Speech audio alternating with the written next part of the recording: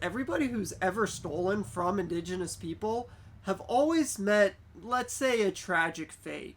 That could either be they died, or in this case, they lose $2.9 billion worth of precious metals. This $2.9 billion is also still available to be grabbed if anybody is a taker. Hopefully you are, because today we're talking about the Flor De La Mar, a ship that ended up sinking about 500 years ago and still to this day has not been found. And also, just so we're on the same page, this is a true story. The Flor De La Mar was built back in 1502. It was originally built for what was called the Portuguese India Run. Given the status of this ship ended up staying in service for quite a while. And about 9 years later, it was actually one of the oldest ships that they had running this route. During this time, ships didn't last typically more than 3 to 5 years. Given the old age, though, the ship was starting to become a bit of a controversy. And this wasn't because, the ship was getting old and it was, there were bigger and better things out there, but due to the fact that ever since it was new, when the ship was fully loaded down with cargo, the ship would become extremely unseaworthy. By unseaworthy, I mean that it was very hard to control. The ship would bob and sway in the waves way more than what it should, and it gave the effect that the ship was wanting just to flip over and sink, which is pretty ironic though, because obviously the ship ends up sinking, but in a different way. This though wasn't a concern to the Portuguese, in which case they continued to use it, and actually the ship quickly ended up finding its way into a support role in the ongoing invasion of Malacca. This town, being a coastal port town, was a huge target for the Portuguese. It was during this invasion that the ship ended up finding its way to a Portuguese commander named Alfonso. Alfonso had quite a reputation during these days for being an amazing military commander and also too extremely successful in asserting Portuguese dominance, in particular within the East Indies. He was known for his brutal tactics that he would use to instill fear upon the locals and also to any other colonizers who were battling for control of the East Indies. During the final stages of this invasion, the Portuguese ended up actually pushing into what was known as the Palace of Sultan.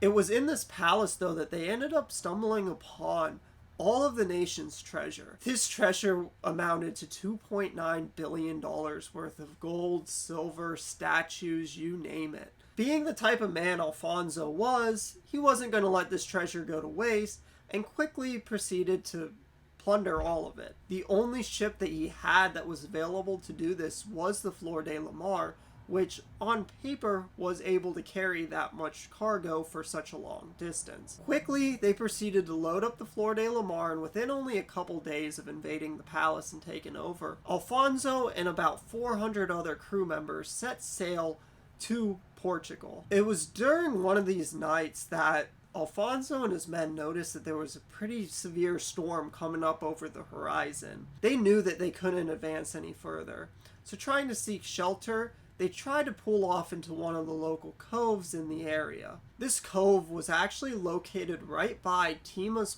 Point, which is modern-day Sumatra. It was upon trying to enter one of these coves was actually when the ship met its ultimate fate. Not realizing what was right below the surface, and with increasingly choppy seas, the Flor De La Mar ended up actually running a shoal. Upon striking this shoal, the ship actually quickly split in half. It wasn't only a few minutes later that the ship was completely submerged, taking about 400 of the crew member down with it, and including all of the treasure. That was, though, excluding Alfonso, who somehow miraculously ended up being saved on a makeshift life raft that he ended up finding, I assume, and waiting it out until he was finally rescued, being one of the only survivors. Just for context, this would have literally been like the captain of the Titanic crashing into an iceberg, and then being the only one who boards a life raft, escaping and surviving while everybody else on board drowns. This should tell you the type of guy he was. But that still begs the question, why over 500 years later has a treasure of this magnitude still not been found? Number one, the water in the area, the visibility is pretty much zero. You basically can't see your hand in front of your face the moment you go under. Another issue too that's brought up a lot is the frequent storms in the area. These frequent storms literally come out of nowhere. All of these though could be worked around with modern day technology, but still there's got to be something else. Upon further investigation, I ended up also too finding some other catches which kind of took me by surprise. One of these catches is that currently the treasure is claimed by 3 different countries. These countries are Portugal, Indonesia, and Malaysia. But wait. I just said that this treasure has never been found. How could it be claimed by 3 different countries? The treasure has not been found, but if the treasure is found, you got 3 countries that are going to be taking you to court because all of them claim the treasure for themselves.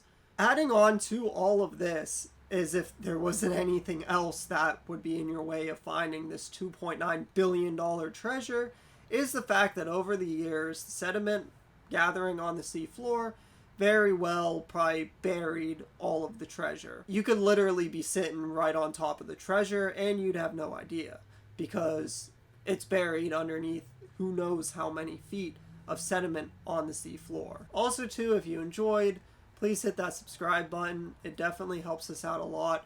We are a small YouTube channel. I'm still getting very used to being on camera, which obviously I'm not yet. But hey, we're working through it and we're definitely trying. I hope that y'all enjoyed. We make videos such as this on lost treasures, mysteries, paranormal, really anything unexplained. So if you really enjoy videos like that, please subscribe. And until next time, thank you.